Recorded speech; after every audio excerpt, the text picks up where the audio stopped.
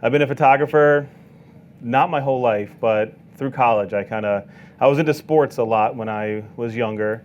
And then when I got hurt and couldn't do sports anymore, college made me, I lost my scholarship. Then I had to go to community college because it's all I can afford on my own. And they made me take an elective, so I picked up photography. And after the first class, I was absolutely hooked. And I told my teacher, this is what I want to do for a living. And he actually told me I was crazy. So he's like, you might want to explore other opportunities. I'm like, nope, I'm going to be a photographer. So that's why I kind of do both. Got my MFA in photography. I'm not sure if I recommend it completely to everybody, but it does give you a nice mix of photography and teaching. But anyway, already on a tangent. The lovely and beautiful A7 lineup. So this is something that we introduced just 2 years ago. And what's unique about the system is that in the short 2 years that they've been out, Sony's actually taken over more than 50% of the full frame market.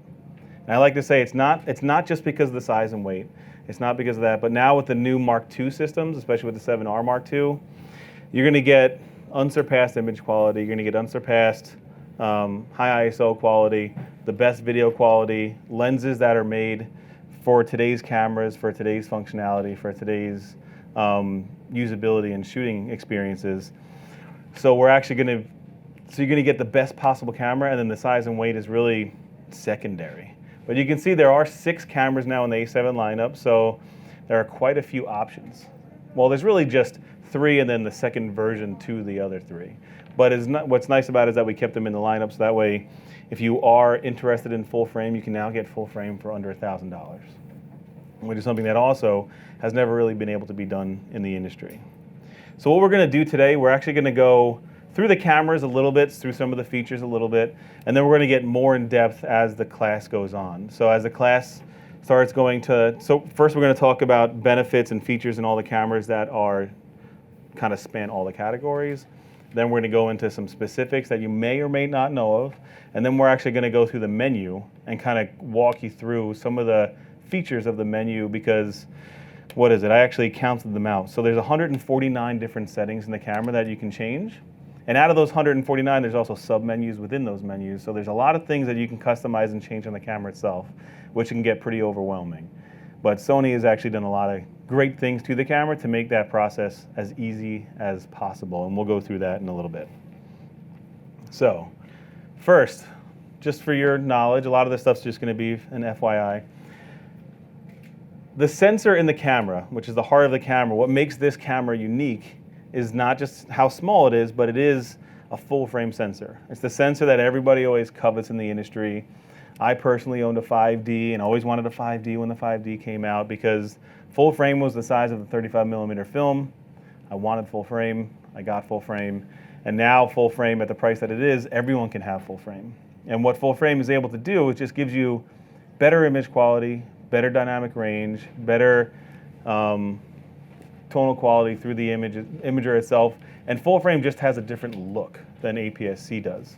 And as you can see, full frame is almost 4 times bigger than Micro Four Thirds and about 2.5 times the size of APS-C. Nothing against APS-C, we sell APS-C with like the A6000. And there are a lot of advantages to APS-C for certain applications, especially with the A6000 because it is so fast. It gives you a longer telephoto zoom because it does have the multiplier. But what I love about the full frame is that it does give me the ultimate in image quality. It gives me the ultimate in depth of field, or shallow depth of field, for instance, the ultimate in dynamic range. And to me, it's just the only type of sensor that I personally, for my own personal use. So it's just an interesting tidbit. So one of the biggest features that the Mark IIs, so we said there's 6 cameras. We have I like to say the Mark Is and the Mark IIs. The Mark IIs all have in-body stabilization. And sometimes people don't really, I don't want to say they don't totally grasp what you can do with in-body stabilization, but since we have stabilization in the lens and the body, we're able to get 5-axis stabilization, which means we're able to get hand hold. I've been able to hand hold at about a half a second. So you're going to be able to creatively do things that you kind of almost never been able to do before handheld. And what this means is that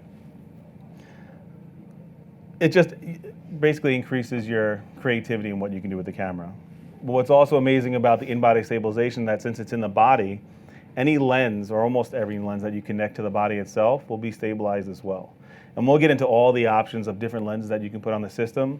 But even with our own E-mount system, if you use the adapter, you're going to be able to use the in-body stabilization and also have the uniqueness and the ability to be able to get very fast autofocus with our adapters. To go beyond that, even if you use a Canon lens or a Nikon lens, etc., you're also going to be able to utilize on some of the Canon lenses, some of the Nikon lenses, the image stabilization in the lens and the body itself. So you're going to be able to utilize both at the same time. And let's say you have a lens that's made in the 1800s and you put that on the camera, it'll still be able to be stabilized because then you still have the in-body stabilization, the sensor-based stabilization. So it's really a very powerful thing. And a lot of people said that we wouldn't be able to do it without making the camera as large as an SLR, but the engineers were able to do it. They're extremely smart. They're very obviously innovative. So we're able to not only have that full frame sensor in a body that is about an inch thick, but it's also a stabilized sensor. So the entire sensor actually rides on magnets, and that's how we do our stabilization. So it's not going to give us any noise for that's going to interrupt your video. It's not going to give you any stuttering. It's not going to interrupt. So it's almost like it's on a gimbal because it actually literally floats around inside the camera. I don't recommend it, but you can actually see the lens, the sensor float when you actually take the camera, when you take the lens off. It's pretty unique. Again, so talking about situations in which you normally have a hard time or can't do, hand holding and be able to get motion blur. So if you're shooting action or you're panning, or especially if you're doing macro, for those of you who know or do macro photography, hand holding at 100 millimeters or 135 or 150 or 200 millimeters is exceptionally difficult, and you always have to raise your ISO to be able to get a fast enough shutter speed, because as you're zoomed in, the incidence in which there's shake is amplified. So being able to have that strong of a stabilizer is pretty unique, up to 4.5 to 5 stops of stabilization in the camera itself. But again, it really gives you unique hand-holding capabilities. Just a quick video, I think. There you go. It's hard to really describe what you can do, but the stabilization effect obviously also works in video as well. It works extremely well in video, almost to the point where if you actually go on YouTube or you go on Vimeo and you look a lot, like I was actually researching and just trying to see if I could find any examples, and I realized this was being broadcast, so I didn't want to use someone else's footage. But when you look at a lot of the videos and you type in A7 Mark II 5-axis image stabilization, there are a lot of videos where it looks like they're on a gimbal, where they have one of those handheld gimbals or one of those handheld stabilization devices, and all of a sudden you read in their description, completely handheld, where there's almost no shake whatsoever. So it's pretty amazing. And it also works extremely well for those of you that have a large enough helicopter to be able to put it on the bottom of. The image stabilization in the lens and the body works extremely well for that. And if you do have one of those, I'd like to borrow it, so we'll see. Anyway, of course, we kind of dabbled in this before, but again, even though it's a mirrorless camera, a lot of people see this camera and they see how small it is and they just automatically assume that it can't do what big SLRs can do. And that's completely not the case, especially since the A7R Mark II and now the A7S Mark II.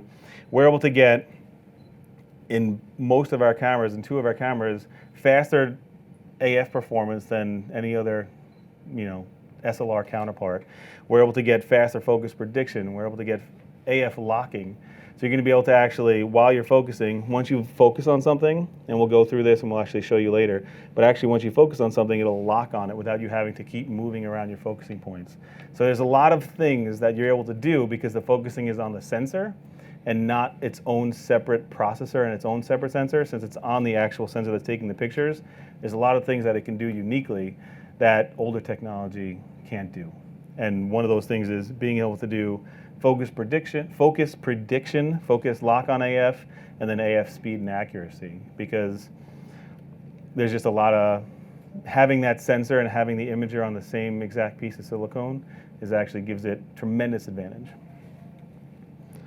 Some of the other things that our mirrorless cameras are able to kind of outdo the competition is awe-inspiring high ISO performance. Again, changing not just a number or statistic that's on a piece of paper, but it's actually tangible benefits that you're able to get creativity out of. So when you be able to shoot creatively and shoot clean images at 56,000 or 100,000 ISO, it really expands what you're able to do as a photographer. And then you combine that with being able to shoot at half a second, you can shoot in the dark. So if your eyes can't see, you'll be able to shoot. And we'll get into that in a second. But one of the big things that I want to bring up is that Sony listens to the customer. So when we came out with the A7R2 and the A7S2, a lot of people weren't happy that we have compressed RAW. Other companies have had compressed RAW and it's never been an issue. So we took it as a compliment because so many people were upset that we didn't have it. So within 60 days, I believe, we had a firmware update available that you can now update all of your A7 Mark II cameras and be able to have 14-bit uncompressed RAW for the people that want, 50 megabyte files for each one of their files. But it really does give you a huge benefit in terms of very specific shooting situations. Not every situation really needs uncompressed RAW. And the difference is it's almost half the size between compressed RAW and uncompressed RAW, and you can select which you want. But if you're doing very, skies or something that has very, very smooth gradations, an uncompressed RAW file after the fact, if you want to manipulate it and adjust your exposure, adjust the color, and be able to do manipulation after the fact, you'll have more latitude and more space to be able to adjust your image. So in that case, 14-bit RAW does give you a big advantage compared to the uncompressed RAW. Compared to the compressed. And quietness. Again, the camera's tiny. So one of the issues that we had when we first came out with the generation with the A7R is that it was loud. That there's no baffling, there's no big camera to be able to baffle the sound. So since the shutter's right there on the very front, almost to the front of the camera, it made a lot of noise. So all the new cameras do have a new dampening system in the shutter, and both the A7S Mark II and the A7R Mark II both have completely silent shutters. So the same amount of noise the camera makes while sitting on the table is the same amount of noise it'll make while shooting. So this way you can shoot inconspicuously, or you can shoot without interrupting your model, or being able to shoot in situations, again, that you normally couldn't shoot at. So let's say you wanted to shoot golf, you could shoot during the backswing. You want to shoot during a play, you want to shoot during a performance, you want to be able to shoot inside of a recording studio, you can actually shoot at the same time and be able to record where you normally wouldn't be able to shoot and record. Again, cameras are hybrids these days, or most cameras are hybrids. These were built from the ground up to be video cameras and still cameras in the same body. It wasn't an afterthought. We actually designed the cameras and the entire lens system as video and stills together. And some of the major things that you can do in terms of video with all these cameras is that you can add an XLR adapter so you can get professional audio out of it without having to just use a stereo microphone with a Beach Tech adapter for your XLR. So you can actually get true professional audio. Audio level control, headphone jack, mic jack, and two of the cameras have S-Log2 or S-Log3 performance. So you're going to be able to get a really professional looking image, be able to get the maximum dynamic range out of the sensor. Record control. There's lots of different things, and we'll get into those later when we go through the menu system. 4K recording. Oops, sorry, went a little too fast. 4K recording. So two of our cameras now can do 4K recording, both the A7R Mark II, or three of our cameras actually, I'm sorry. It's the A7R Mark II, the A7S, and the A7S Mark II. And a lot of people, they say, well, I don't have a 4K camera. 4K to me isn't an important thing. But 4K goes beyond just viewing your video in 4K. It does two things. The first thing it does is that you can actually future-proof your videos. So this way you can shoot in 4K. You can still view it in HD. You can bring it down to 480. You can always, it's the same thing with image size. I'd rather have more pixels than being able to bring it down, because once I shoot smaller, I can never make it bigger. So you can't really make something that's HD into 4K without a compromise in image quality. So shooting something in 4K does future-proof you, because everything essentially will be 4K in the future. The other thing that 4K video enables us to do is that remember, it's 4 times this resolution of HD. So essentially, if you take the 4K monitor, you can break it up into 4 equal parts, and each one of those are an HD signal. So what you can do, that means you can actually crop your video. So if you have an HD workflow, you want to make an HD video, you can actually crop a quarter of that image and still have it be full HD, 1080p. which that means, like, let's say I'm doing an interview with 4 different people, to make it look like I'm shooting with 4 different cameras, so that way I can just have the wide shot and then I can have a shot for each individual person. I can actually just shoot the wide shot and then crop in each individual person within that clip and still have a full HD file. So there's a lot of things that you can do in 4K. And we'll talk a little bit more about some of the innovations and uniqueness that we have in 4K. Is that there's 4K and then there's cinema quality 4K. Our 4K cameras with the A7S Mark II and the A7R Mark II are actually being, and the A7S especially, it started it all, have been being used in motion pictures and TV since the introduction of the camera itself. And not just for low light, but the size of the sensor and just the quality of the image itself. So a few of the cameras actually have no line skipping and no pixel binning. So what does that exactly mean? Is that most cameras, they'll actually, even though they have all these lines and all these pixels of information, it'll actually skip some of those lines and skip some of those pixels to be able to record faster and to be able to record and send the information to the processor faster. And what cinema cameras have done, and we have this heritage since we've been the #1, cinema camera manufacturer for a long, long time, is that the camera reads every single pixel and every single line live. So the same unbelievable image quality that you get with stills, essentially these are just all 60 or 24 or 30 unbelievable 8 megapixel stills per second. So normally if you just took a still out of a video, it wouldn't look quite as good as a still image because you're skipping lines and you're binning pixels. Whereas these cameras are using every single line and not pixel binning at all. Not every one of the cameras, but 2 of the cameras. So it's important because it's not just 4K isn't just 4K. There are camcorders, there are phones that can do 4K, but we all know that 4K isn't created equally just because it's the amount of pixels. Operability and reliability. We kind of touched on this a few times, but what's unique, even though we have, we said 149 different settings, we actually have 10 buttons on the outside of the camera that you can customize.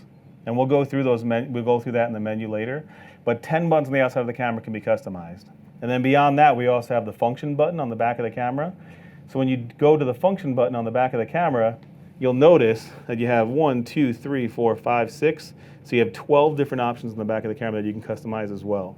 So I like to say you have 22 customizable buttons without having to ever go into the menu. And if you have to customize and change 22 different options all the time, God bless you, that's a lot of things to remember. But just from the outside of the camera, without ever having to press the menu button, you can change 22 different options without ever having to go into the menu. So it's very fast, very intuitive, and very unique to you. Setting it up for the first time sometimes takes a little bit of patience, because once you get used to your camera for the first time, it's definitely a camera that is unique and different. So if you're coming from an SLR, getting used to this type of camera, not just because of the size, but just because of, it's a different Sony heritage and it's a different Sony UE, so it's a little GUI, so it's a little bit difficult to understand. But that's the same for any manufacturer switching.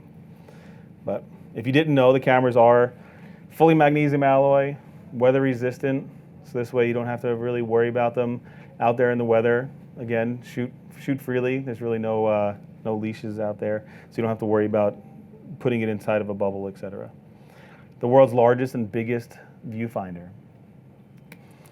And one thing that's unique about having an electronic viewfinder, at first some people saw it as a downfall to the mirrorless cameras, and that we didn't have to, but we got rid of the optical viewfinder, the traditional optical viewfinder, the viewfinder that's been around for, well, now literally hundreds of years.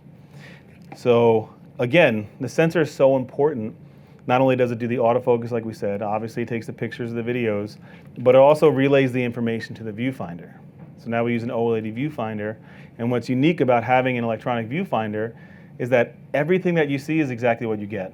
If you're looking through the viewfinder and it's dark, your image will be dark. So you can do your exposure live. You don't have to take a test shot, you don't have to look at anything. You can look at your focus and focus peak and focus magnify in the sensor. You can shoot video through the through the viewfinder. You can do essentially everything through the viewfinder. You can go through your menu, you can do playback. So everything can be done in the viewfinder itself.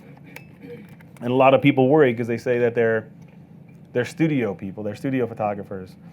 and that if you set your camera for flash, obviously your exposure without the flash being on is going to be black. So you can, of course, change your viewfinder to simulate a traditional optical viewfinder, where it'll just measure the light in the room and then give you a nice, even exposure in the viewfinder, so you can use it in the studio, of course.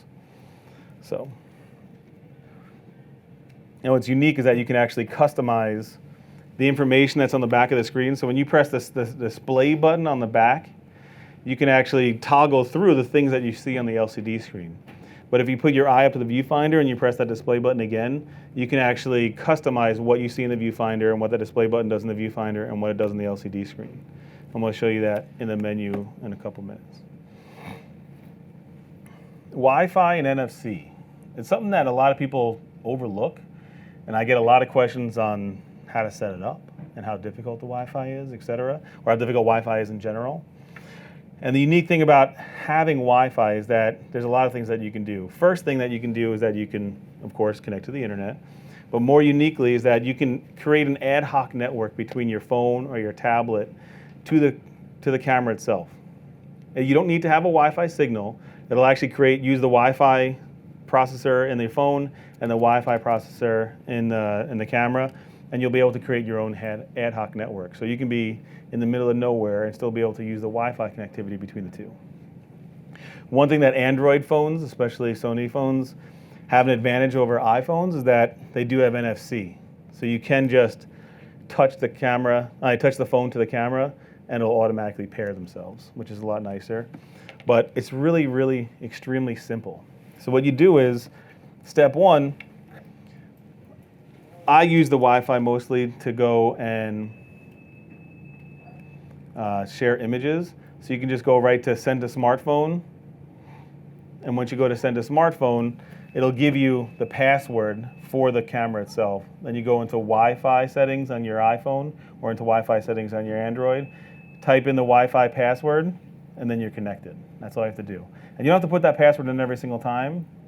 Most of you don't have multiple A7 Mark II cameras or A7 cameras with A6000, so it's a little bit more difficult when you do. But if you just have the one camera, or two cameras, or three cameras, every time you turn it on, it'll automatically recognize it on your phone and connect. So that way you can do smart remote control. That way you can use apps. That way you can transfer images directly to the phone. There's lots of different apps that you can use that utilize the Wi-Fi connectivity pretty well. And we'll talk about those a little bit in depth in a little bit. So to just give you a couple of talking points on each one of the major cameras, on our latest cameras, the A7S II, and what makes that camera stand out compared to the rest. Since we do have 6 cameras, each one of them are kind of unique depending on your style. So, I mean, as a sales rep or a tech rep, we've always had to answer that question, well, what do you shoot? Everyone always asks, what camera's right for me? You have so many, which camera's right for me? So this is really important because each one of these 6 cameras really do have unique properties. A7S Mark II, the S really stands for sensitivity. The highest, right now on the market, is the highest sensitivity on the market today, giving you the ability to shoot at 409,600 ISO. Being able to shoot in the dark. And like I said before, the camera can literally shoot in places where you can't see your hand in front of your face. It's a little difficult to show. So when we're at trade shows, we actually have this completely dark, pitch black room where you legitimately can't see your hand in front of your face, and the cameras are recording video, they're focusing, they're shooting in complete darkness. And it's something that really can change your creativity and be able to let you shoot things and shoot in places that you've never been able to shoot before. I can't tell you without having to do portraits or studio style portraits, the last time I actually brought flashes out or lights out for video, et cetera, because the camera is just so versatile. I really don't want to bring lights around, so now I have an excuse not to do it, but that's besides the point. We won't actually go over that.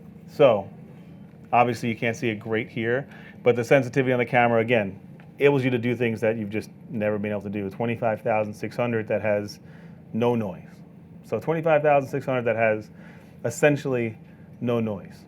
So giving you the ability to shoot handheld or on a tripod without really kind of any detriment whatsoever. I would like to go here. These are not my images, unfortunately, but I would like to see these mushrooms. Apparently they're iridescent, where they actually give off light. When you look at them, you can't really tell, but as soon as you get past a half a second, which is, I think, what this image is shot at, you're able to see how they glow and how they're luminescent at night, which is pretty spectacular. And it gives us the ability to do things that we're just not able to do. So we're able to hand hold a camera at a half a second and be able to shoot fireflies in the woods. Again, not on a tripod. This is something that's able to be handheld at 25,600. Actually, I believe this one's at 50,000 ISO with almost no noise, and we're not losing any of our dynamic range. A lot of the times with other cameras, as soon as you got up to a certain ISO, you would start to lose sharpness, dynamic range, and color accuracy. We're getting 14 stops dynamic range throughout the entire range, all the way up to 102,400. But forget about low light. Again, the higher ISO enables you to capture things during the day. Doesn't seem to make sense, but if you need to have an ultimately fast shutter speed, like 8,000 of a second to be able to capture motion, a lot of the times it's pretty difficult to do that without raising your ISO unless there's an enormous amount of light. So for sports photography, for being able to capture motion in water, these two just happen to be water, you're able to raise your ISO to 6,400, 12,800, 25,000 and not really have to compromise in terms of your video quality or your image quality. Again, this just kind of reinforces what I was discussing about seeing in the dark. So normally where you wouldn't be able to see, the camera is able to see in the dark and be able to do things that we're not able to do. It'll eventually get there, I think. There we go. So this is what your eye saw. Again, so we're able to see beyond human vision. So this is what our eye saw. This is what our eyes see when we go outside. Not too much. It's really just two small fires relatively far away from the scene. 6,400. And of course, this is in video, but the results are going to be pretty similar in terms of stills as well. So I personally am very comfortable shooting this camera up to 50,000. I've shot the camera professionally for work, for clients, at 102,000. And to be honest, when you show the customer, when you show your client, they can't notice a difference. They don't say, well, what's wrong with the image quality on this picture? Why does it look so bad? I've never had that complaint, even at 102,400 ISO.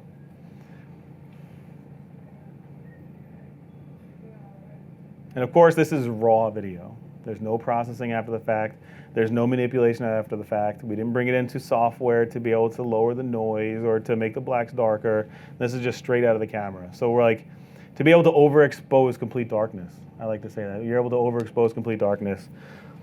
It just kind of gives you the idea of what you're able to do. And of course, with the A7S Mark II, it's our video powerhouse. It's able to do things that no other camera in this class can do. So S-Log 3, Cinegamma 3. And for those of you that have this camera or have one of these cameras that can shoot in S-Log, it's a huge advantage to be able to have S-Log. One thing that I personally do that I've never really heard a lot of people doing it, S-Log gives you the widest dynamic range that the camera can shoot at any certain time. So when you set the camera to S-Log, it actually gives you a very, very flat looking image. It doesn't look very good, but it gives you the most dynamic range that the sensor can give you from the brightest highlight to the darkest shadow. So it gives you that ability to capture as much as the sensor can capture at one certain moment in time, instead of having to go into Photoshop or go into video editing software after the fact and changing it. So I actually like to shoot stills in S-Log because this gives me the ability to almost shoot, I like to say, like a raw JPEG. So I'm going to get the most amount of tonal dynamic range in one single image, and then I can adjust it after the fact in Photoshop, etc. So it gives you the most, oh, let's see. I thought that was the video, sorry. I was kind of wasting time there. There we go. I apologize. So you can see on the left-hand side that it doesn't really look that great. Like, it's very flat. It doesn't give you a lot of oomph. It doesn't really give you a lot of clarity, but that's on purpose because it's giving you as much dynamic range and as much latitude within your tones as you possibly can get. So this way you can actually go now, if I'm shooting this in a JPEG or if I'm shooting this in video, which is what most people use this for, is that then I can go and again, shoot it almost as though I'm shooting a raw JPEG.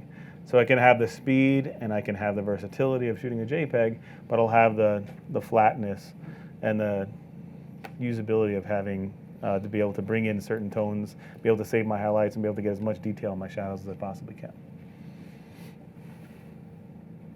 Another thing that the A7S Mark II can do is that it can shoot essentially slow motion.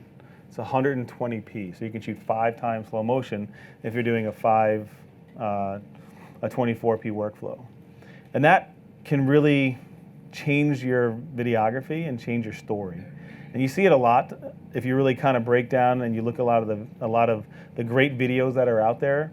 They'll mix regular speed with slow motion. I'm not saying slow motion down to, the water dropping into the water droplet dropping into a bucket of water, etc. And we have cameras that can do that, but this really gives you a 5 times slow motion to just kind of add drama, to be able to add to the story, to just give you a little bit of a unique perspective for that image.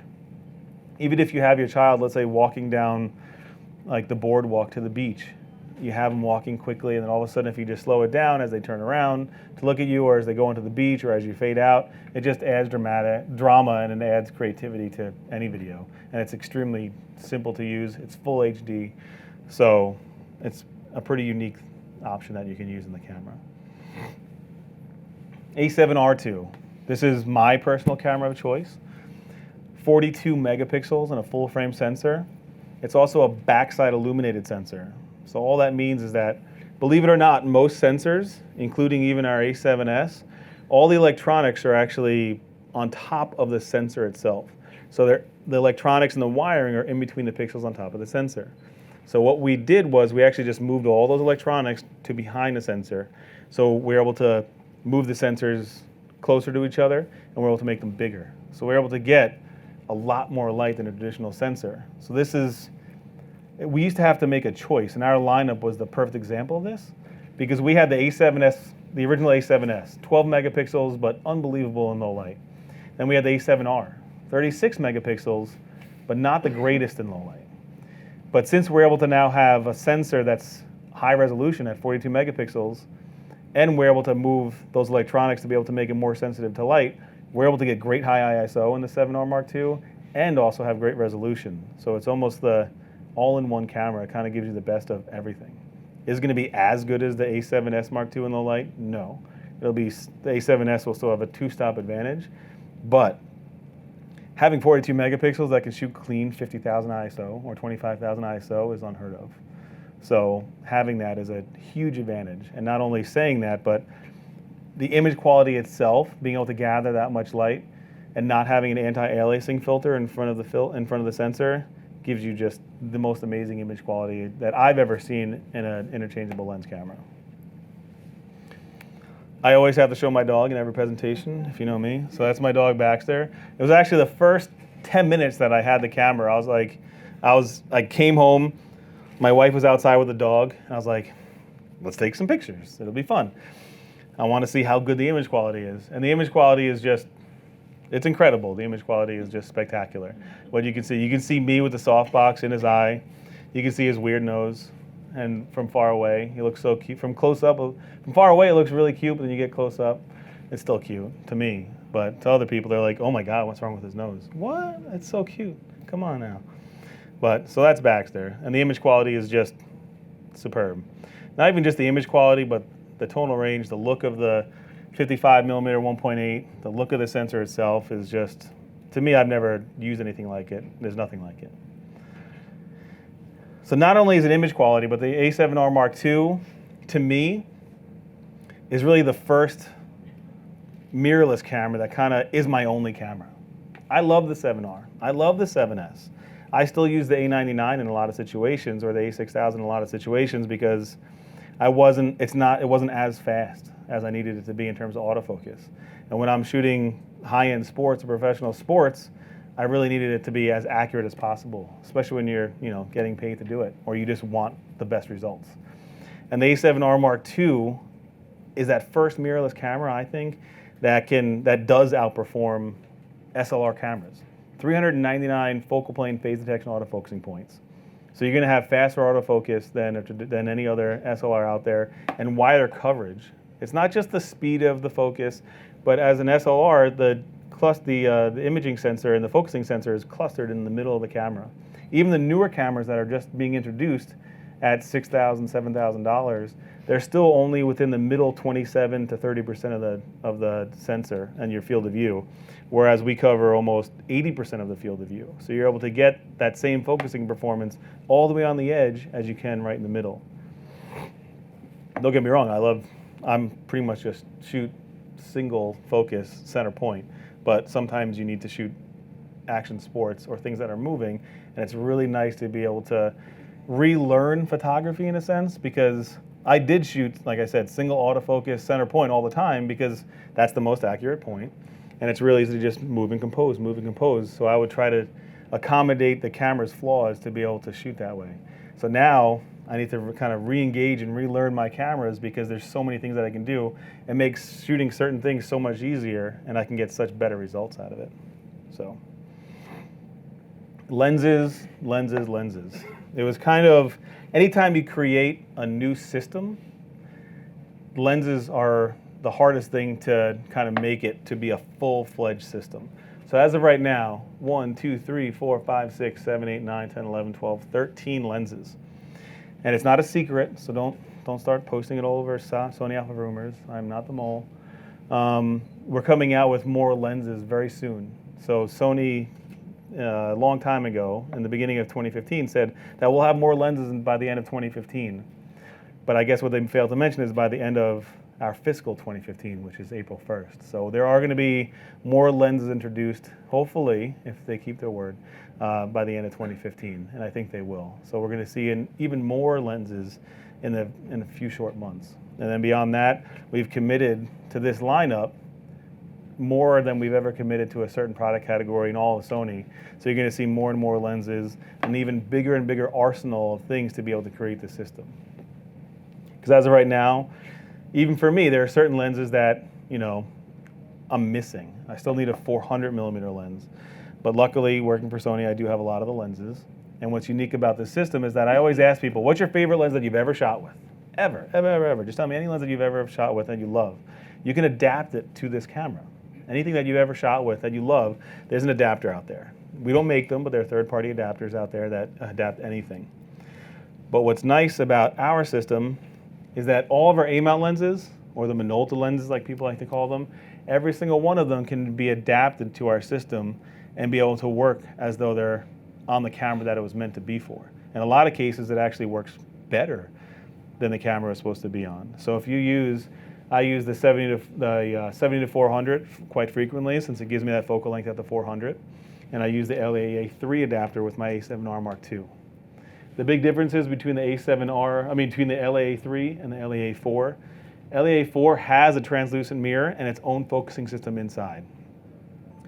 The time that you'd really want to use the LAA4 is if you have a lens like our 85 millimeter 1.4, 85 1.8 or 135 1.8.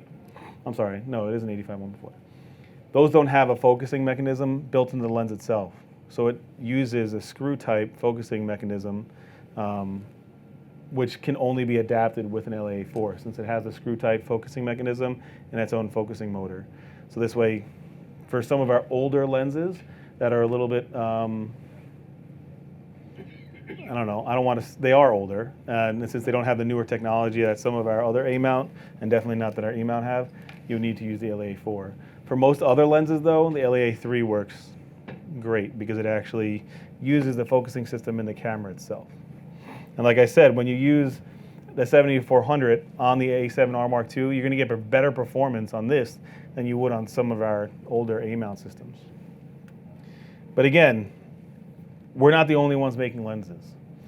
Zeiss is creating an entire lineup of lenses. They created lenses for our APS-C. Now they're creating lenses, Batis lenses for this system. It's rumored that they're going to create even more. So it looks like they're pretty committed. Seeing the sales from the lenses that they have created have been through the roof, and everyone's buying the 85 millimeter. It's a great lens. It seems that hopefully that they're going to continue to make more and more lenses for us. for our system. But one thing that kind of piques a lot of people's attention is that you can use, again, every other lens in the world. Most popularized is the Canon system. So we have the photodiox adapter, which I highly recommend. There are plenty of adapters out there. There's Metabones, photodiox, Omlight, Comlight. But what's unique about this, since we have the 399 focal plane phase detection points on this camera, on the A7R Mark II, when you adapt a Canon lens, you're going to be able to get the same performance on our camera, if not faster performance on our camera, than you would on the camera that it's designed to be on. It's like a 5D Mark III, etc.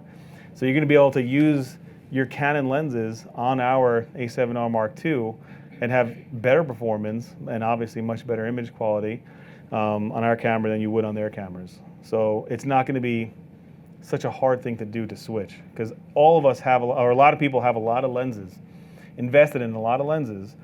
Hopefully even me, for a long time, I always said, if you have a certain budget, invest in glass, invest in glass, invest in glass. Glass is going to last you forever, whereas cameras get replaced, every year, sometimes less than a year, which is always a lot of fun. But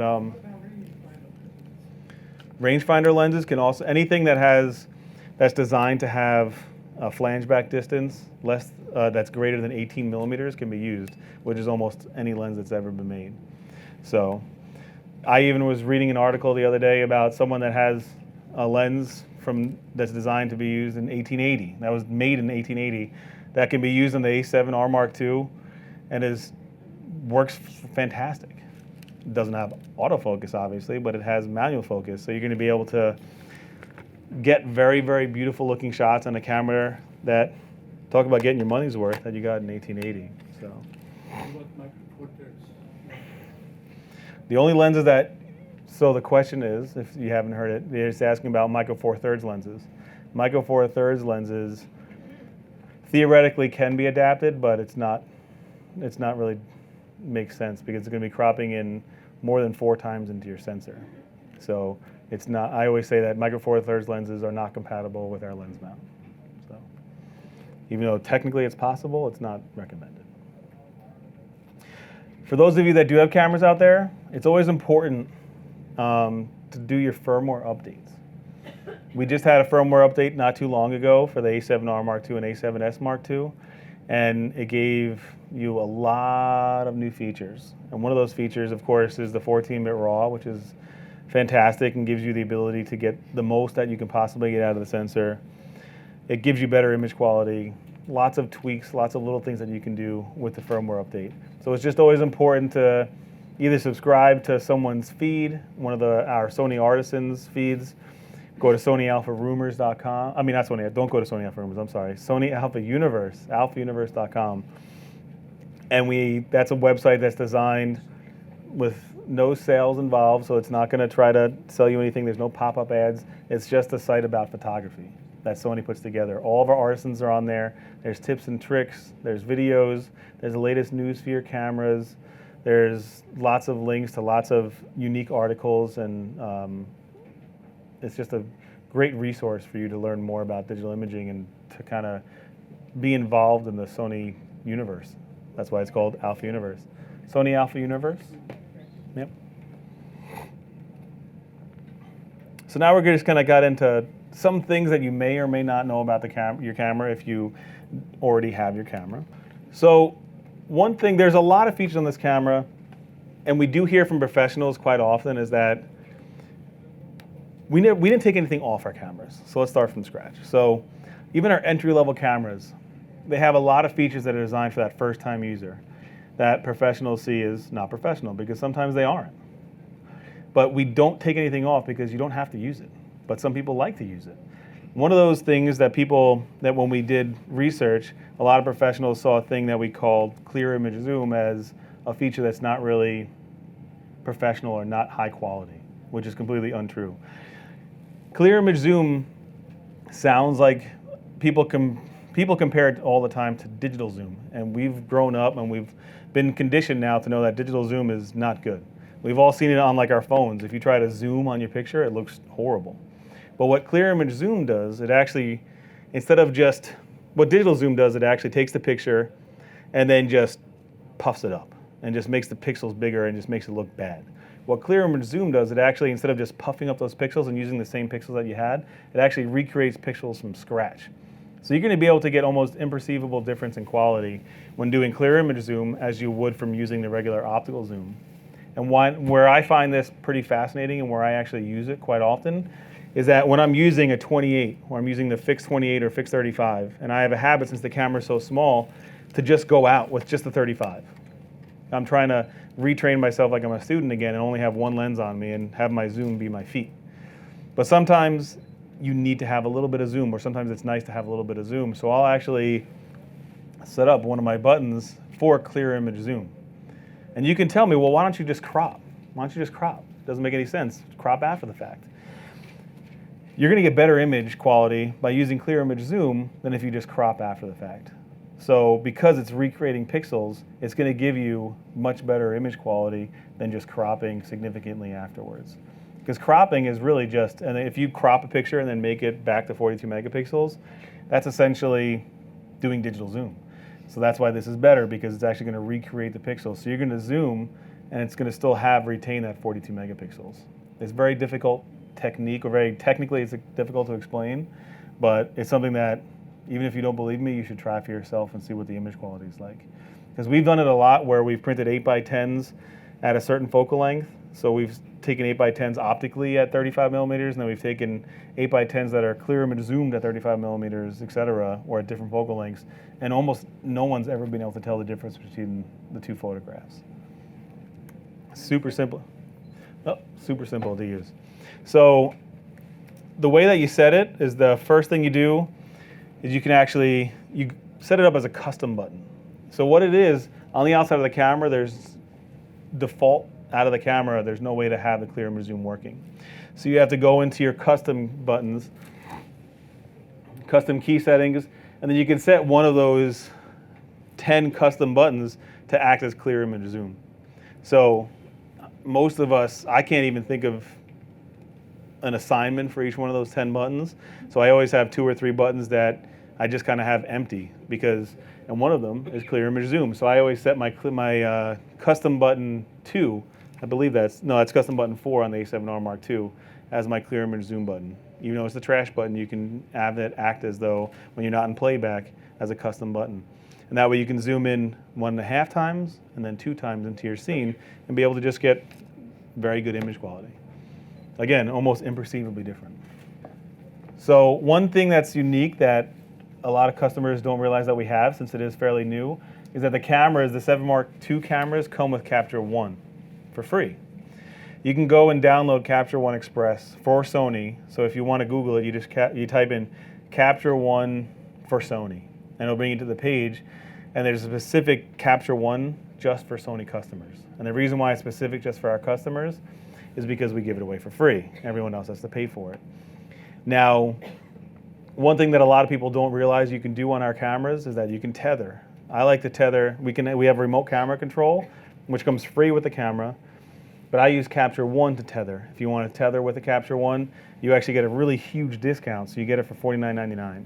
So if you wanted to buy the best possible Capture One for Sony, you can upgrade your free software for only $50, which is a pretty good deal considering it's hundreds of dollars normal for everybody else. And I prefer Capture One actually over Lightroom, et cetera, just to do my raw adjustments, to do my tethered capturing, and just for general workflow.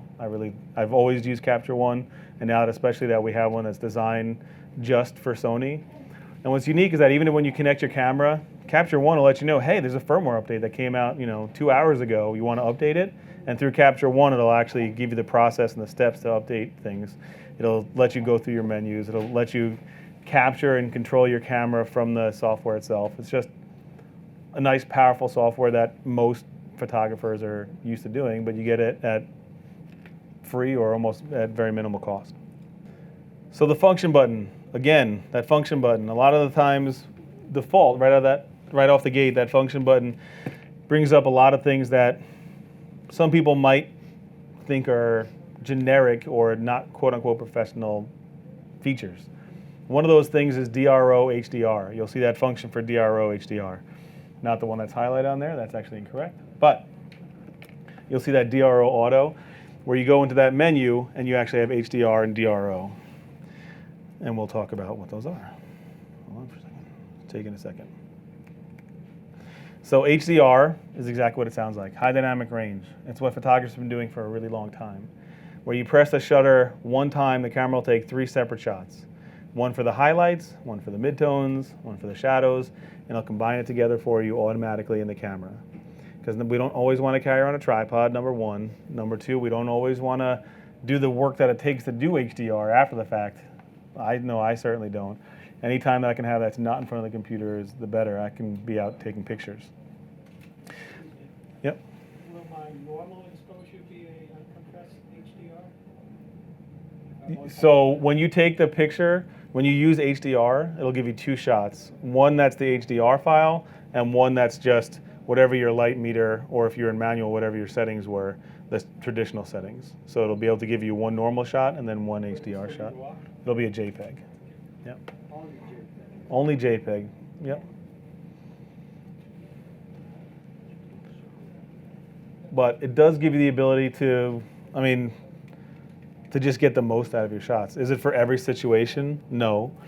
But since the camera is actually not just breaking it up into large zones, and it actually does it pixel by pixel, what's unique since you do it pixel by pixel is that it can accommodate for moving subjects. So even if you have a bird flying through the image, or a person walking through the image, as long as it's not taking very close to the image sensor, like very close to the camera, you'll be able to keep the bird completely still, since it's able to go pixel by pixel and be able to change the dynamic range for basically on a pixel by pixel basis. So you're going to be able to get all your tonal range in your shadows and your highlights and your midtones. But like someone brought up, it is JPEG only, no RAW option yet for the HDR. Panorama is another thing that a lot of people just kind of overlook. It's been brought a little bit more to popularity since now the iPhone can do panoramas. But I like to say the real way to do panoramas, or a better way to do panoramas, is doing it with a traditional camera to be able to get the best possible image quality. Because it's the same argument. A phone's not going to give you good image quality, or it won't give you SLR image quality, it won't give you professional looking image quality, it won't give you the great image quality. So now you can actually get that panorama and use your camera the way you want to use it and be able to get unbelievable image quality. You don't have to have it extremely wide. I actually like to shoot my panoramas at about 50 millimeters. So that way I'm going to get less distortion. You're not going to get that curvature like you see on some of the cell phones, etc. You're going to be able to get just spectacular image quality. And it's not just bringing it down to 8 megapixels and cropping it extremely small. You're actually going to get very high resolution, up to 40 megapixel resolution in the sweep panoramas. One thing that also people forget about is that you can change direction of your panorama. You can shoot left to right, right to left, but you can also shoot down, up and down, which is pretty unique. A lot of things people forget. Another thing that I like to do is that I'll set the camera to look like it's shooting up and down, but then I'll actually shoot a vertical. So I won't get an image that, because these are pretty standard. There's 2 settings, there's standard and there's wide. Wide is ridiculously wide and skinny, and it's almost impossible to print. There are some printers that can do it, but it's not really feasible. It's not really that realistic. So I like to do to me it's more traditional, where you get the standard landscape, where you actually set the camera to go up and down, and then you turn the camera vertically and you shoot that way. And that way you're going to get an image that's a little bit more compressed, that's not quite as wide, and just gives you, I think, better image quality and less distortion as well. The apps. Again, another feature that seems like professionals wouldn't use or people wouldn't use, but I'm addicted to apps. I use the apps on a constant basis. I use them all the time.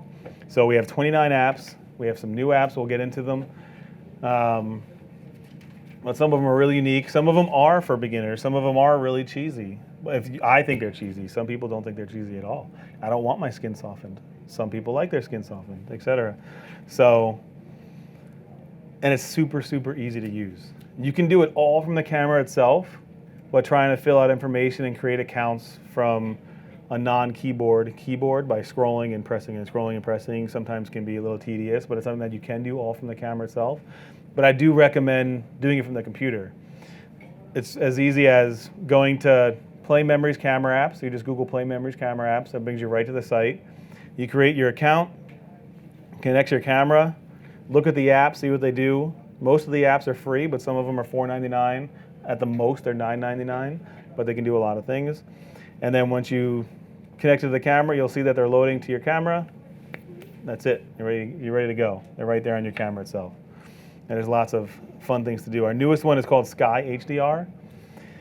And it's really powerful because it combines what you can do in HDR, but you can select just your sky. Because even HDR sometimes, if you do it for skies, it'll also manipulate your grass too much because it does it universally over the entire frame. So now with Sky HDR, it'll just be able to do what photographers have been doing forever, and that's separating the sky in the foreground and being able to combine them together. Even if it's on an angle, you actually choose your angle, you choose how large it is. It's extremely simple, extremely easy to use, and it's real image quality. It's not just doing it fake, it's not just adjusting your JPEG after the fact or doing additions to it after the fact. It's actually taking separate images, combining them together, and giving you, unbelievable image quality. Again, here you can move their horizon. You can change your exposure compensation for each part of the image, and then it'll do it all for you in the camera itself. Another one that I personally use, I thought it was a different slide, but there's another one called Star Trail.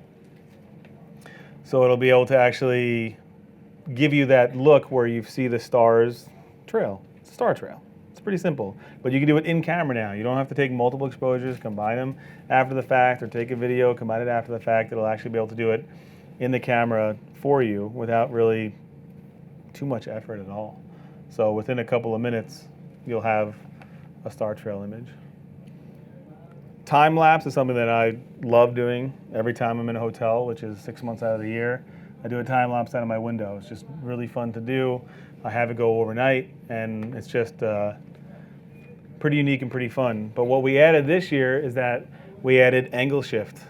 So you're able to make it look like the camera is actually on a rail. A lot of times where people do time lapse, they'll keep their cameras on a motorized rail and they have it move throughout the time lapse. Well, this will give you that simulation. Since you have, 24 or 46 or 12 megapixels, it'll be able to actually crop in a little bit of that image into that image sensor and be able to give you unbelievable image quality. So again, this is like the perfect example of what a lot of the times you'll see people do time lapse with a rail or some kind of movement or mechanized movement underneath it. And these will actually be saved as XAVCS MP4 files. Motion shot, something that's pretty fun to do, it's pretty unique, and a pain in the butt to do in Photoshop, because you have to cut everything out after the fact. So again, little things that you may or may not use. Again, you don't have to use it. These are all functions that, I don't know, a lot of people seem to get pretty heated talking about some lower end features, quote unquote. That was called motion shot. And then we also have stop motion, which I think is pretty fun. If you have a few hours to kill with your nieces or nephews, this is something that's really fun to do with them, because you can do like stop motion animation with the camera itself. It's very fun to do. This one I didn't do. This one probably took a really long time. But it's just super, super fun to play with. And it's just really interesting, really unique. And again, being able to get that image quality from a full frame professional quality imager on top of being able to do this is, just, to me, is spectacular. It's something that really opens up the creative possibilities. Picture effects is another thing that the cameras have. Even though it's a professional camera, we do have picture effects. There are 14 of them. One of them is selective color. Some people like to play with it, some people don't. Toy camera, so it can give you, essentially it's those filters that seemingly everyone uses on Instagram, but built into a professional camera that gives you professional image quality. And then you can do some and actually have real filters or spectacular image quality. And sometimes you can get effects that you may not know how to do in Photoshop, or you may not know how to do in your imaging editing software. So this way you can do it in the camera itself and be able to just go. One thing that I actually do like to use is, I keep confusing myself by looking at the next one, but we'll go high contrast black and white. Miniature is something that I like to do actually pretty often. One of the images, one shot that I actually sold one time was that I was shooting down on a couple, and I used the miniature effect, so they were in the middle of a field, and there was just that slice of image that was in focus, so it made them look miniature and like they were inside of like this little toy set, because that's what miniature does. And that happened to be the one that they decided to buy, as opposed to all these other images. That's the one that they decided to buy. So you never know. It's really easy to set up. You do it in the camera, you take the picture, there's no processing after the fact, there's no time, you're not missing any images, so you're able to get that image and be able to make it look unique without having to really do much. Another setting that the cameras have that a lot of people forget is that they have wireless flash built in. And one thing that we have that was unique for a long time that actually Minolta created was that our flash system not only judges reflectance light, the light bouncing off of a subject, but it also measures the distance. So when you're doing wireless flash, you can actually have your flash right up on someone's face or really close to your subject, like macro work. Or I like to do it in the studio, so that way the closer something is to someone's face, the softer the light. And it'll give you, even in automatic, full TTL, perfect exposures almost every single time. It's the most accurate flash system I've ever seen. They're not radio, but what happens is that it actually uses, I like to use the little 20M flash, the smallest flash that we have. You actually attach the hot shoe on the camera since they don't have flashes built in. And this can actually trigger as many other Sony flashes as you want and be able to make it go in TTL, which is pretty unique. If you wanted to get even more power out of it, you can use our larger flashes and on top of the camera, and this way you can control 3 different sets of flashes. So let's say you have one as your main light, one as your fill light, one as your background light. You can actually control the power of all those sets of flashes or individual flashes from the flash itself. So it's pretty popular and pretty powerful. I actually don't use studio strobes ever anymore. I only use flashes. All my soft boxes are for my flashes. Everything is for flash itself. Of course, you notice Baxter's there again. He always goes underneath the table, chasing nothing and pawing at something that's not even there. Trust me, the floor is clean. But one day I think it was actually the A6000. So all of a sudden and that has the built-in flash. So I popped up the flash, threw my flash off to the side, and then we just took pictures. So within, I would say at the most 5 seconds, because that's as long as he stays down there, I was able to just have my wireless flash set up and be able to get a pretty decent exposure. So this is my creepy model. But just the power of flash is important. We talked about how I don't like to carry around flashes anymore and how the A7S and the A7R have such good high ISO quality. I don't need to use flash. But you sometimes want to be able to control your light yourself. You want to be able to have a studio type of situation. And wireless flash is the easiest, I believe, is easily the best way to do it. And it's an inexpensive way to do it as well, because a full investment to do a wireless flash system would be about $300 as opposed to buying strobes, etc. And this way you can run off of normal batteries and not need power. So if you're doing outdoor studio or outdoor portraits or outdoor studio sessions, you don't need to bring extra power with you. You can go on the beach, or you can go out into a yard, or when I do corporate portraits, I never do them inside and set up in a studio. I always go outside. I like to shoot my flashes and I like to shoot my portraits at a pretty wide open aperture, and I can do it outside off of AA batteries. Don't get me wrong, after 30, 40, 50 people, you're gonna have to start to have some extra sets of batteries on you, but it's a lot easier than having to run an extension cord 150 feet to the building. So, and it's unbelievably accurate, even in TTL. I'm not gonna lie, a lot of the times I'll just use TTL instead of just doing it manually. But being able to control your own light is very important. Another thing that we're gonna kind of go over is focus area and your focus settings in the camera itself. because there are a few of them that are unique to our cameras themselves. So if you come from another camera brand, these different focusing menus and these different focusing functions are pretty unique, and just want to give a little bit of clarity to them. So the first one is wide. Wide's pretty simple to explain. Wide just gives you, it automatically does the focusing for you. You don't have to pick where the focus is. So it's going to pick the subject that is closest to the camera that has the most contrast. So if you're a control freak like me and you want the most control, wide's not going to be for you, because the camera's going to do all the thinking for you. Most of the time it's correct, but that one time that it's not correct is going to drive me bonkers. So I'm going to do it myself. Zone metering. So what's unique about zone is that you can actually split the sensor up into groups. So instead of picking one of 399 different pixels, or one of 140 pixels, or one of 170 pixels, you can actually select different groups of pixels. So if you know your subject's always going to be to the left bottom or top right, especially in sports this is good for, because if the action's going to the left or the action's going to the right, you know the running back or the action's always going to be in the top right to be able to give you that, to adhere to that rule of thirds, or to have it framed however you like. So that way I can just select that group of pixels, and it's going to know, and it's going to choose whatever has the most contrast and whatever has the most detail within that scene, and be able to continuously focus on it. Center, pretty easy. It's the center point.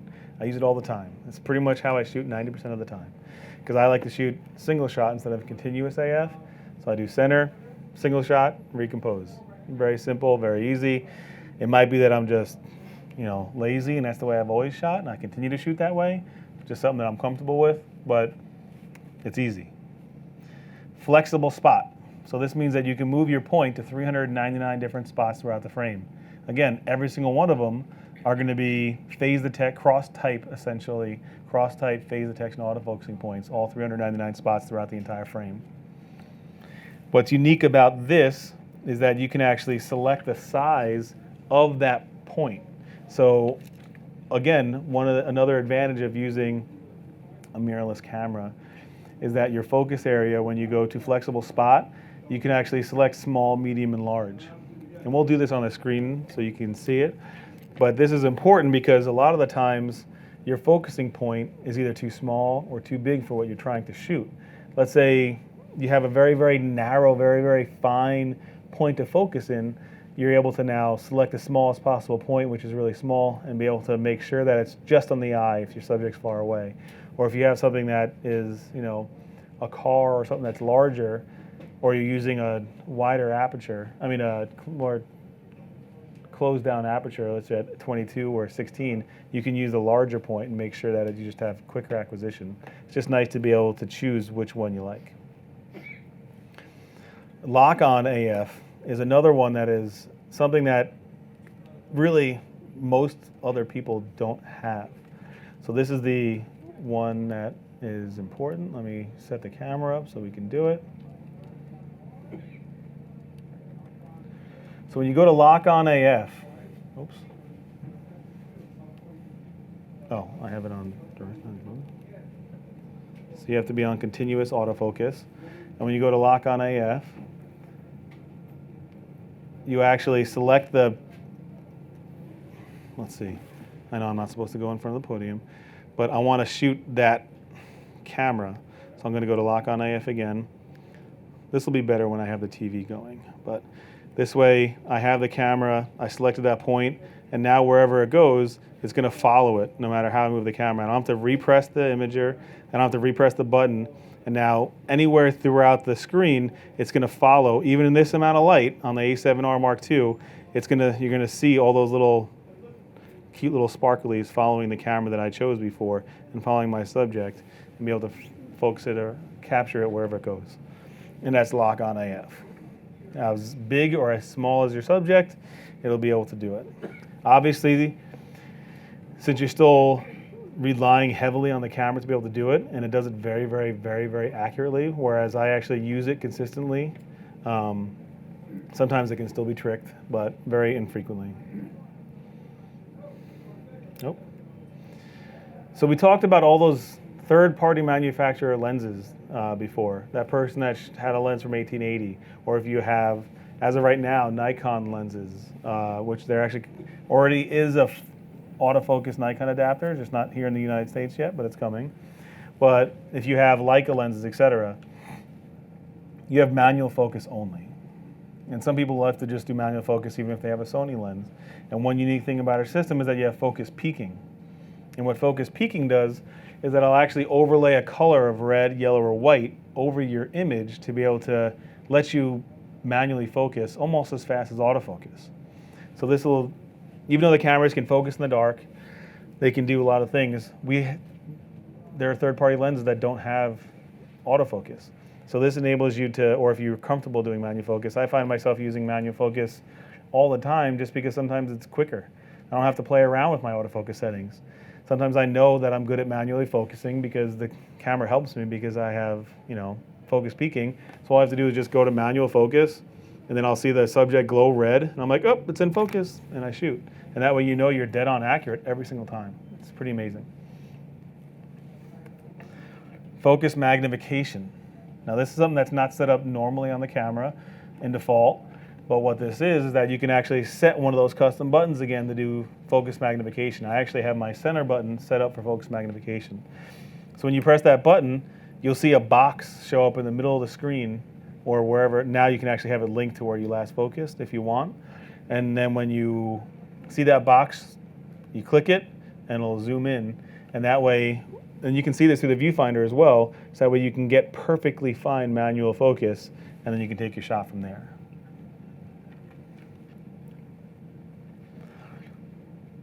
Another thing that people don't realize that we have in our cameras, even though our cameras have unbelievable high ISO qualities, we actually have features that can expand that even further. One of the things is multi-frame noise reduction. And what this does is that this has been something that photographers have been doing in Photoshop for a long time. Well, they'll take multiple images, purposely underexposing all 6 images, and then stacking them on top of each other. And when you do that, the light and the translucency from each image kind of combine, so you're going to get one image that has very low noise. But that's very tedious to do. It's really annoying to do. And if your subject moves at all, or your tripod moves at all, the whole thing is garbage. So what we do is that we have a thing called multi-frame noise reduction. What it'll do just that. It'll take 6 pictures, underexposing them on purpose, and then stacking them together to give you one image that gives you about 2 to 3 stops less noise. And it'll even accommodate for something moving within the frame as well. So it'll automatically eliminate or take that part where it sees something moving and be able to eliminate it out of that frame and make it look gorgeous. Another one that's not as popular, but that we use also is a thing called handheld twilight. This is our original one. And this is, does the same exact set, but it's automatic.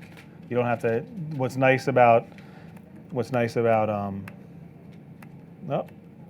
the multi-frame noise reduction is that you're actually able to do it manually. You're able to actually set your manual controls, set the way you want to do everything. But if you go into the scene mode and you set up your handheld twilight, you're going to have pretty limited operability, but it gives you the ability to shoot in the dark.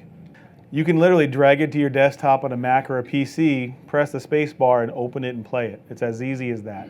So even though it's going to give you the 100 megabit per second quality of an MP4, it's going to give you the 100 megabit per second, it's going to give you the ease of use of an MP4, and that's the beauty of XAVCS.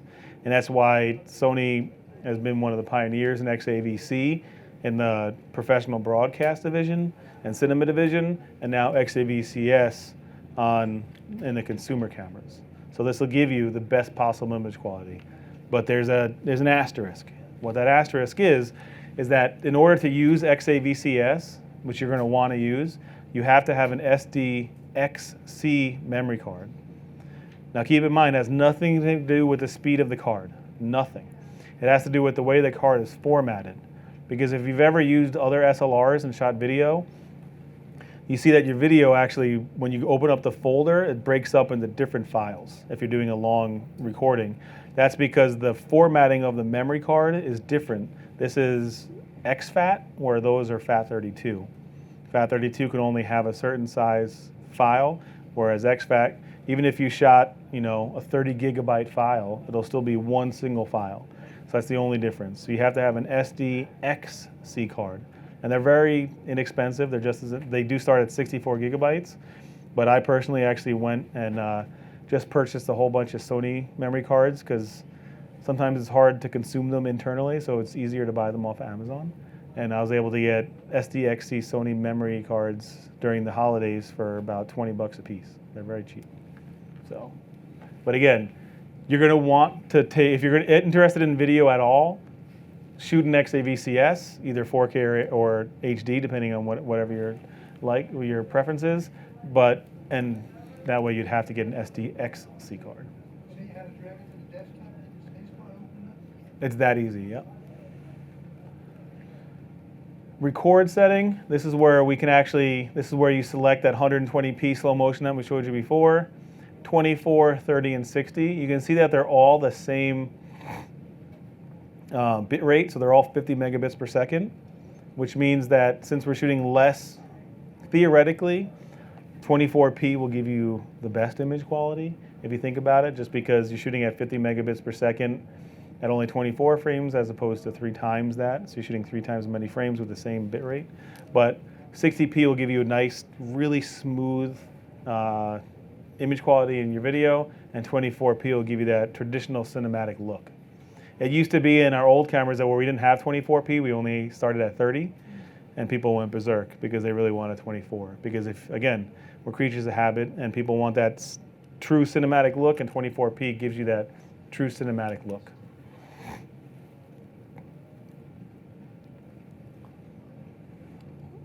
I think we kind of went over all this. So the focus area was where you can get the lock-on AF, etc. So those are pretty self-explanatory.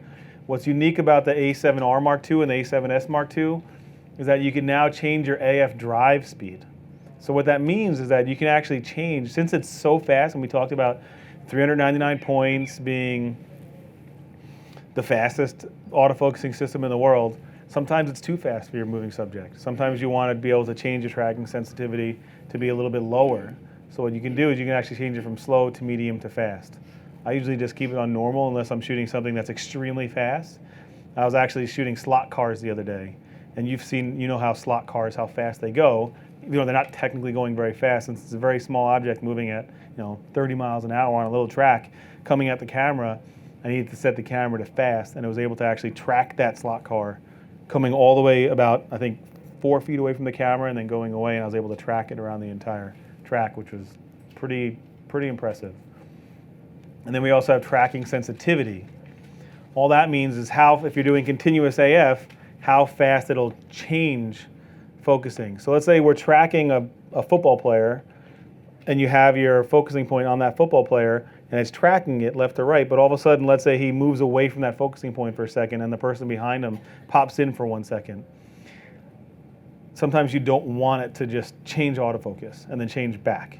So this way, it'll actually stay where it was for a millisecond, as opposed to, it'll change directions, it'll change focusing point slower or faster. So let's say someone's spinning a ribbon around in front of their face, let's say. If you have it on high, there's a chance that it'll actually go to the ribbon, go to the eye, go to the ribbon, go to the eye, go to the ribbon, go to the eye. But if you have it on normal, there's a chance that it won't do that. So you'd have to test it depending on your subject. But again, normal is the default, and I rarely ever change it except for some of the things that I talked about before. One unique thing that we didn't discuss before is that when you go to auto, this is where you can get that multi-frame noise reduction. This is how you get to multi-frame noise reduction. Where you see on the top where there's just ISO in a white box, and this is where we can do multi-frame noise reduction. And this is where you can select what ISO you want to have it on. This is where it'll take 6 shots, layer them on top of each other, and be able to give you one image that has less noise. So that's where you access that. One thing that's great about these new cameras is that you can actually do auto ISO. And what I like to do with auto ISO, I actually never thought I'd do anything auto, but all of a sudden I like to do auto ISO because you can actually select your minimum and maximum ISO for shooting for a certain thing. So I like to keep my exposure in manual, so I can select my aperture and I select my shutter speed to whatever creative, unique effect that I want. So like let's say 1.8 at 125 at 125th. But if my exposure shifts at all, I can actually have my ISO shift and do it with my ISO instead of my actual creative settings. So let's say I only want the camera to go from the maximum I'm happy with is 51,000, which I am. And the minimum I am is, I can change I know it's dark, so I can have the camera only go from 32 to 51. Or let's say I don't like 51. I'm really super critical and I'm shooting in the studio and I never want the camera to go above 800. I can have it say, I only want it to go from 100 to 800. So you can actually shoot in manual and then have it do auto ISO for you, which is really great. But the other thing too is that you don't have to shoot it in manual. So what you can do is you can actually set your minimum, let's say you're shooting in P or aperture priority with auto ISO.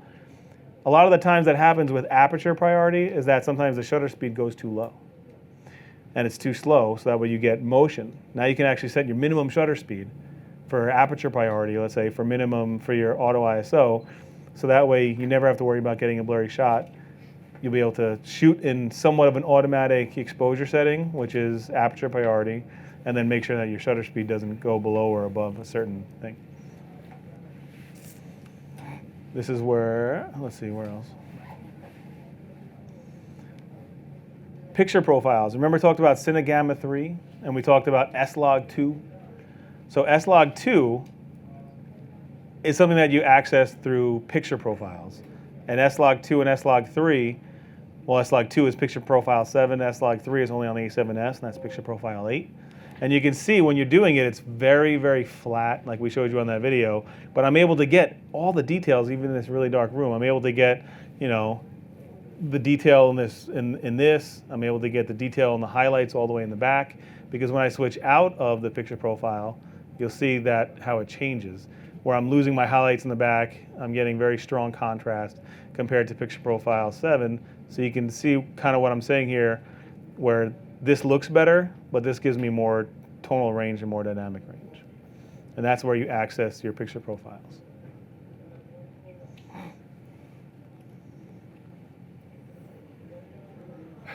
Where was I going to go next? So steady shot, you can actually turn on and off if you like. So if you don't want steady shot on, you don't want the camera to be stabilizing the imager, you can actually turn it off. Why would you turn it off? I don't know. But a tripod will automatically sense it's on a tripod. Not only will it be able to accommodate for some shake that's on a tripod, but it'll also automatically see that you're on a tripod and disable itself. Color space is something that a lot of people aren't really that familiar with. Everything that you ever see on a computer screen at any website is going to be an sRGB. So if you notice, let's say you're shooting in Adobe RGB and you upload your picture to Facebook or wherever you upload onto the internet, you'll notice that your image looks different because everything that's on the interwebs, is sRGB. So even though Adobe RGB gives you the most color and the most information, it's not going to match what you do on the computer. So if you shoot in Adobe RGB, when you bring it into Photoshop, you're going to want to adjust it back down to, once you're done adjusting, set it to RGB, save a separate file as sRGB, and then post that on the web. Or else it won't look exactly how you want.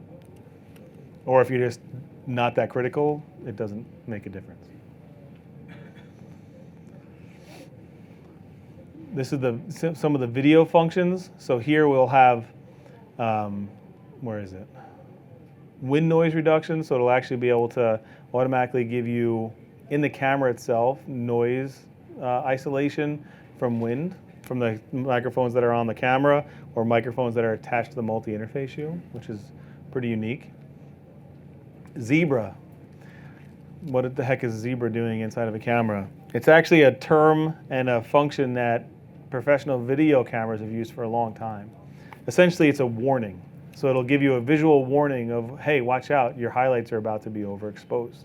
So that way it'll overlay this live stripe pattern, zebra pattern, over your highlights that are about to go overexposed. And that's why you can set your settings, depending on what your video is, or even for your stills, it can give you a warning of when you've lost all the detail, or you can set it to be where it's almost going to lose its detail, or you can set it to when it's completely gone. So you can actually do that, and there's a lot of Isn't that like the flashes on a DSLR when you're good? but that's only in playback. This will give it to you live while you're looking through the viewfinder. And that'll also work through the viewfinder as well. So it used to be that other camera manufacturers, including our own, when you look at your camera and you play back, it'll flash if something's overexposed. This way it'll just give it to you as you're shooting. Manual focus assist. So what does manual focus assist mean? So if we set our camera to manual focus, let's go to a real thing. So manual focus assist, as soon as, if I'm in manual focus, as soon as I touch the manual focus ring, it'll zoom in and give me this manual focus assist. And then once I go and press the shutter again, it'll zoom back out. Some people can't stand it. Some people love it. I personally don't like it, so I turn it off. Let me turn that off before it drives me crazy. And if you have manual focus assist on, you can change the time in which it zooms in. So 2 seconds, this way it'll zoom in for 2 seconds and automatically go back to normal after 2 seconds. You can have it go to no limit, etc. Grid lines are pretty great to have. So you can actually change, I don't know why they're not on the thing. They don't show up on the TV as well. But it'll give you a traditional rule of thirds grid. You can change it into all different parts. It's nice to have, especially if you're worried about keeping things on center, etc. Marker displays. This is marker displays for video shooting, where you can actually, a lot of higher end video cameras, their displays have dead center, they have rule of thirds, or they have safety zones, where you can actually set a safety zone. So it'll actually give you a box that's 80% of the screen. So that way you can make sure that you don't accidentally get too close to cropping it off, etc. So it's not something that everybody uses, but it's there if you need it. So the display button on the back of the camera, this is what I was saying, that you can customize what you see in your viewfinder and what you see on your LCD screen. So when you go to the display button, you'll see that you can customize your monitor and your viewfinder. So that's when you go to your monitor, you can say, I never want, and I'll show you what it is here on the side. I personally never need this graphic display where it'll show you the relationship between your aperture and your shutter speed, but you can turn that on or you can turn it off. You can go to your level and you can select what you want it to toggle through and what you don't. And then of course, you could set it independently for your viewfinder as well, same thing. It's just nice to have, because sometimes if you know in your viewfinder, you definitely don't want the only information panel, because that doesn't make any sense. So, peaking. This is something that I use constantly. Unfortunately, it doesn't go through the TV. It only goes, you can only do it on the camera. You can't do it through the TV. We were discussing before how you can change the viewfinder to be used in the studio or to be used as a live view. And this is where you would set it up. So if you're using studio strobes, this is where you need to set your setting effect off. So this way, when I'm looking through the viewfinder, we're in manual focus still. When we're looking through the viewfinder, this way, no matter what I do, no matter how I change my exposure, it's not going to change. So if I'm in the studio and I'm at, 125th of a second at f16, seems about right, not at ISO 1600, the exposure is never going to change. The view is never going to change. It's going to act like it's an optical viewfinder. But then as soon as we go to setting effect on, the problem is if you were in the studio and you have setting effect on, it's going to be black. And then you're going to be like, I can't see anything, I can't shoot. This doesn't make any sense. Why would you sell me a camera? That doesn't work. So I'm like, just change your setting effect. And like, oh my God, that's amazing. All right. This is where you can change your continuous autofocus area. Sometimes people don't want to have the autofocus area like we were talking about with zones or selective autofocusing points. They don't want it displayed all the time. So it'll just, you can either have it stay black or not, or be completely clear, or you can actually see it. Normally everyone wants to see it. So this is where you would change clear image zoom. And we'll get into the custom ones, because clear image zoom is a little tricky because it can only be accessed through a custom button. Why are some of these?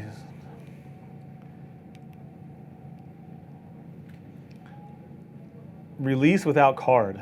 This is something that's pretty important. I've had a lot of people shoot an entire day. I've actually known someone that shot an entire wedding, and then all of a sudden he's like, I think there's something wrong with my card. I'm like, really? That's weird. Did you ever format it? You make sure you're healthy with your card? And I look in his memory card slot. I'm like, you don't have a memory card. He's like, but I've been seeing the images pop up every time. I'm like, wah, wah. So good thing you weren't shooting my wedding. So I always do release without card, disable. For demos and stuff, sometimes I always have to enable it so that way we can shoot, because a lot of people like to steal my memory cards. But it's always nice to be able to disable, because this way if I go and try to shoot, it's going to say, sorry, you don't have a memory card. You could have saved all those memories. So yeah, we're laughing now. He was not laughing at the time. So priority set when you're doing single autofocus is release or AF. This is something that's been on cameras forever, so I'm not going to go into that actually. Silent shooting. This is what I was discussing with before. Let me turn.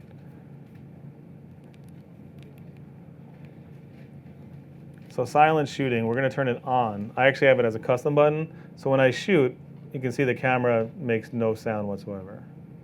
The sensor reads down to up, from top to bottom, down to up. It reads from top to bottom, and it actually scans the imager. And for almost any type of light, that's fine. But sometimes the lights are actually pulsing, and they refresh slower than it takes to scan your imager. So sometimes with certain lighting conditions, electronic shutter or silent shooting for that matter, you'll see some banding from the lights in the area that wherever you're shooting. Unfortunately, that's just one of the downsides to having a fully electronic shutter. The only way around that is to have a global shutter, but no still cameras right now have global shutters. Some fluorescent lights are fine, but like LED lights, some cheap LEDs are really bad. They'll pulse like crazy. You won't even be able to shoot video with LED lights, with cheap LED lights. But HMI lights and these LED lights will be just fine. But it depends on the lighting. To be honest, there's so many lighting sources, and you can't just say all HMIs or all LEDs, because there are certain LEDs that are fine. There are certain HMIs that are fine. There are certain fluorescents that are fine. You'll have to be in the situation and see what's going on. APS-C and Super 35 capture. So what this is, it's a full frame camera. And we have E-mount lenses that were made originally for the NEX7, A6000, NEX5, A5000, A5100 that are designed for APS-C imagers, or the smaller size sensor. And this has been the same for all cameras for a long time. So they've been full frame cameras and then APS-C cameras, but a lot of the times you can't put the APS-C lens on the full frame body. So what you can do on our camera is that you can actually set it to auto or set it to on, where if you put an APS-C lens on this body, it'll automatically realize it's an APS-C lens and crop it down to APS-C. So you'll still be able to use those lenses. Or you could set it to on all the time if you wanted to get a longer reach. So let's say you only wanted your 200 will automatically be 1.5 times that, 350 if you shoot in APS-C crop mode. So it's similar to what other people have done in the past. This is the important part. This is where you're going to spend a lot of fun time with. So function menu set. So this is where the function menu, again, is when you press that, it's funny, but you can say the FN button on the back of the camera. So if you press the FN button, FN function, on the back of the camera, you'll get these settings. You'll get these quick settings. And you can actually set the upper line and the lower line, and each one of them independently. So depending on the exact options that you want, you can change them independently. And there are 64 different options per tile, whatever you want. Again, so you have the 10 buttons on the outside of the camera, and you have these 12 function tiles. So again, that's 22 functions, 22 settings that you can access without ever going into the menu. So as complicated as everything seems, all of your favorite things that you ever want to set can be set right there. So if I press that center button, you'll see the box come up. And then I press it once, and I can press it twice, and it'll give me that focus magnifier. And that's how I like to do, instead of doing direct manual focus, the focus magnifier. So as soon as I press it, I don't like it to zoom in. So if I need it to zoom in, I'll actually just do this, and I can actually get really perfectly fine focus and be able to take the image and do it that way.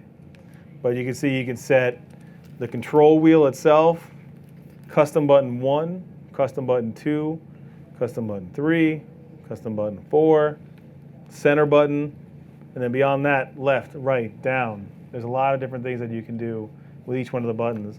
And those are your 10 customizable buttons. And then beyond that, you also have your AEL button. So that's the button on the back here. So when you're down, this is actually a switch. When you go to AEL, auto exposure lock, or you go to autofocus, manual focus, this center button can actually do different things. It's Sony working on extending the battery life. So there's a couple of things that you can change to get better battery life. One thing is that the first thing I always recommend to people is that you go and turn off pre-AF. So what pre-AF does, if you have it on, even when the camera is just around your neck, it's always focusing, always. So that way when you pick up the camera, it'll quote unquote it'll acquire focus faster. But that means that the camera's always focusing. So one thing that I always like to do is turn that off immediately. To get better battery life, you can you can put the camera into airplane mode, so Wi-Fi is not always on. Not that that really makes a difference. I just turn pre-AF off, and I still can get about 380 to 425 shots, depending on how I'm using it. And now if you're constantly looking at your images and zooming in and looking at it and chimping and doing all these things, obviously your battery life is going to go down. Same thing with a phone. Your battery life, if you're on it all the time, is going to be a lot less than if you just only use it for what you need it to use it for. So this is where you easily get to I have the Sky HDR, the time lapse, bracketing, all right here. So this way I can just easily get into all my apps on my smart remote control very easily. No, we won't do it right here. We don't have enough time, but it's very easy. And last but not least, we have the toolbox. Audio signals, so this way you don't have to hear a beep every time you focus. So I like to turn that off. It's good when you're showing off the Canon lens, but that's about it. One unique thing that you can do if you're used to the older NEX menu system, which is nice, but all those features on top, so you have the camera, you have the gear, you have the wireless, you have the applications, etc. You can actually set this up, so some people love it, some people don't. So this way you can quickly access each one, and that way it'll bring you right into where it is. So it's almost like a quick access, but to some people they see it as an extra step. So it's all your personal preference, but it's something that's there if you want. So like right now, since we were in the toolbox, I can quickly just go back to the toolbox. So it's just something that's fun to play around with. You can actually change another way to change your display quality, high and standard. It just changes the actual resolution of the back display. I always set it to high. I set this all to defaults before, so anything that I'm changing is probably needs to be changed on yours if you want to. And these are going to give you your higher end video functionality. TC stands for time code, UB stands for user bit. And all this means if you're using multiple cameras, you can actually sync your time code and your user bit for each one of those cameras. So that way you can sync the video feeds for each camera. So if you're doing an interview, let's say with 3 different cameras, or you're shooting a game with 3 different cameras, you'll be able to sync them perfectly together when you bring it into your nonlinear editor. And user bit will actually be able to give you what you can name each one of the cameras themselves. So, and again, these are things that I shouldn't be downplaying this, because this is something that most cameras do not have. USB connection. So this is important to know, because if you want to use Capture One and remote camera control to tether your camera, you need to put it onto PC remote. Most everything else you'd want to put it onto mass storage. So let's say you wanted to update your firmware, or you wanted to download apps, or you wanted to do that, you could set it to mass storage. Or with PCs, a lot of the times, or Macs, you can set it to auto and it'll automatically recognize it. But if it doesn't recognize it, for instance, and you're having an issue, let's say you connect it and you want to be able to shoot, most likely you'd want to go in here and manually change whether it's mass storage or PC remote. To me, it's just a lot easier to just change it yourself. one unique thing that are on the cameras now, you can actually put a copyright in every one of your images. You won't see it actually overlaid over your image itself. We don't have the ability to do that. But in the metadata, you'll actually see copyright information. So if you share an image or you post an image, it'll actually have your copyright info embedded into the image itself. Now be careful, because most of the sites out there will actually strip metadata before it goes online, like Facebook. So copyright information will be gone anyway. But it's important as photographers to protect your work so no one else can take it. I've had a lot of people that have found their work online and then been able to go in and see that the metadata has their copyright information in it. So pretty interesting stuff. You can see that I updated my firmware, just so you know. If you go into version on your RX100, on your A7 R Mark II, and you still have an older firmware version, change it. Setting resets, you can actually just change your camera settings. And this way it'll just, let's say you go home and you play with your menu and you changed 8 million different things, and all of a sudden you're like, what the heck did I just do? I just changed 149 different things, and I want to reset it. You could actually just go to camera settings, reset. If you go to initialize, it'll actually reset the camera to default, which means that you'll eliminate your apps, you eliminate your login for your apps. So be careful when you want to initialize, because it's going to take a while to get everything back to the way you want it to. But that's it. We kind of did a lot. We went through the menu system.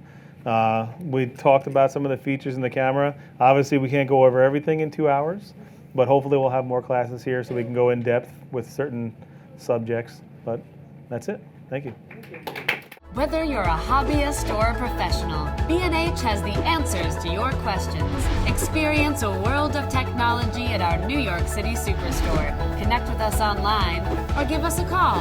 Our staff of experts is happy to help.